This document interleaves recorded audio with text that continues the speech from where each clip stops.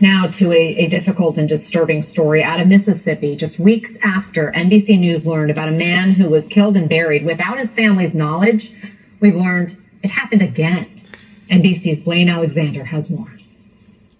For Mercedes Onachukwu, her big brother Mario Moore was one of a kind. He was full of wisdom and charm, and he just had a personality that you did not forget easily. His life wasn't easy. He'd spent years fighting a drug habit and could disappear for months at a time, but he would always come home. Until last month, when their sister, Marquita Moore, saw an article from NBC affiliate WLBT about homicides there in Jackson, Mississippi that had gone unreported. Mario's name was second on the list.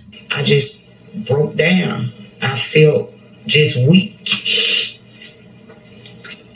And I couldn't do anything else. According to the coroner's report, Moore was killed by blunt force trauma to the head. His body was found on the street, wrapped in a tarp, 8 months before his family ever knew.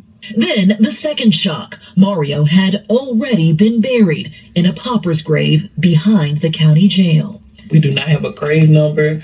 We don't have anything other than the coroner saying I buried his body in an undisclosed location. For his mother, Mary Moore Glenn, the grief is unspeakable. They put him in a bag and they just dump him in a grave like they're a dog or something. Who gives you the right to do that? He was buried on July 14th, the very same day and location as Dexter Wade. His case sparked national outrage after NBC News first reported he was hit and killed by an off-duty Jackson police officer, then buried before his family was ever notified. His mother, Betterstein Wade, had spent more than 5 months searching for her son. Help me understand what that time was like for you. That time was horrible.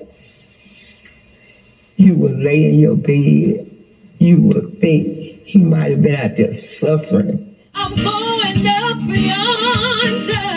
After NBC's report, Wade's body was exhumed, and just this week, his family held the funeral he was long denied. At the time, Jackson's mayor called it a failure in communication. The Jackson Police Department has not responded to our requests for comment on either case.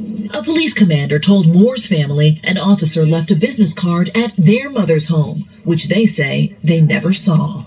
If my son had committed a crime out there, I said, you all would be coming knocking at my door. And if you didn't get anybody, you would have come back.